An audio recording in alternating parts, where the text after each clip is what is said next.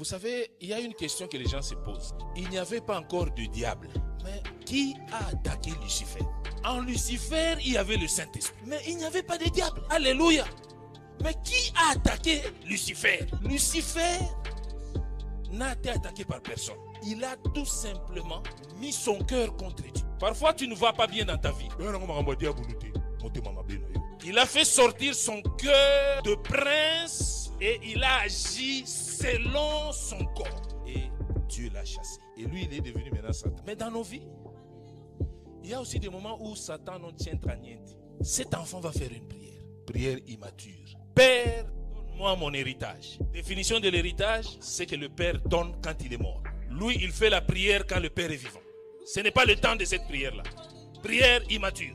Un enfant qui n'est pas mature à l'église fait toujours des prières qui ne sont pas dans le temps, des prières immatures. Lui, il croit qu'il a bien prié, mais cette prière n'a pas son temps. Il distribue les biens. Au fait, il ne donne pas l'héritage. Parce que l'héritage a valeur quand je meurs. Mais il lui donne seulement l'argent. La prière immature te fera obtenir une bénédiction que tu ne vas jamais bien gérer. Je ne fais pas la prière du mariage parce que ma voisine s'est mariée. Je ne demande pas une voiture à Dieu parce que mon voisin a acheté une voiture. Prière immature. Je ne fais pas un voyage parce que mon voisin a voyagé. L'important, ce n'est pas d'avoir l'argent. C'est avoir la vision de l'argent que tu as. Quand tu as 5 000 euros, ne dis pas que tu es riche. Demande la vision de Dieu sur cet argent. Parce que tu peux aussi calculer tes dépenses, ça fait 6 000. Donc tu n'as rien. L'héritage, on ne va pas jouer avec. L'héritage est un coup de pouce. L'héritage, c'est pour travailler. Ce n'est pas pour aller fêter. Dieu nous a bénis, mais il n'y a jamais eu de conclusion. Combien d'argent tu as déjà touché, mais tu n'as jamais rien compris. C'est ça. Parce que nous prions sans maturité du Saint-Esprit. Notre prière doit être accompagnée de la maturité du Saint-Esprit. Et ce que j'aime de ce récit, on n'a jamais délivré cet enfant. Pasteur, on n'a jamais dit on va chasser les démons dans cet enfant. On n'a jamais dit le démon attaquant cet enfant parti de la maison. Non, on a dit cet enfant demandant. Esprit à Lucifer, il n'y a pas de diable dans mon thème. Moi aussi je vais faire ceci. Moi aussi je vais toucher cela. Moi aussi c'est ça. Une prière sans le Saint-Esprit, sans la maturité du Saint-Esprit, dérègle même nos paroles. C'est pour ça que je t'ai dit, observe ta vie. Dieu t'a donné beaucoup de choses où tu n'as pas eu un gain. Réfléchis. Tu vas voir peut-être en 2004, Dieu t'avait fait toucher 10 000, 20 000. Dieu nous donne des richesses, mais par immaturité du Saint-Esprit. En nous, nous n'arrivons pas à gérer cela. Parce que notre cœur est loin de servir le Saint-Esprit. La prière immature peut t'amener vraiment à avoir des bonnes choses dans tes mains et les perdre. Parce que dans ta tête, tu n'as pas de maturité du Saint-Esprit. La prière sans maturité du Saint-Esprit en nous donne la mort. Je vous dis, ne priez pas n'importe comment. Donc il ne faut pas...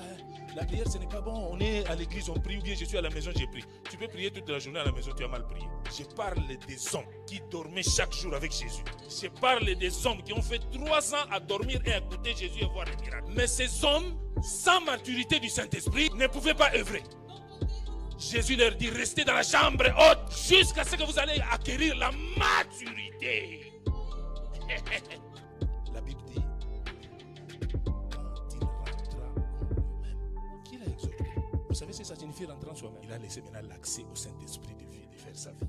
Je vais vous dire la différence entre la première et la deuxième prière. La première prière immature l'a éloigné du Père. La deuxième prière de maturité l'a rapproché du Père. Lorsque nous prions avec maturité, de plus en plus on s'approche de Dieu. Lorsque nous sommes immatures, nous nous éloignons de Dieu.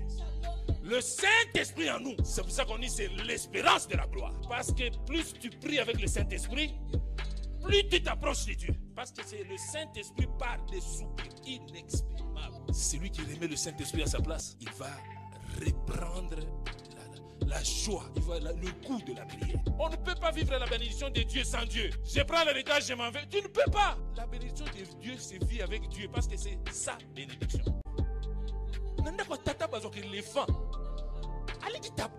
Donc il y a des frères comme ça à l'église. Tu as le Saint-Esprit, Dieu doit te donner. Tu as 5 enfants, Dieu doit te donner l'argent pour que tu vives avec les 5 enfants. Balata, sec. Qui t'a dit ça? Toi qui n'as pas abandonné, même si tu fais des prières immatures, mais tu n'as pas abandonné, Dieu te réserve quelque chose de plus que ce qui abandonne. Ceux qui n'abandonnent pas, même dans leurs difficultés, même s'ils n'ont pas compris, Dieu réserve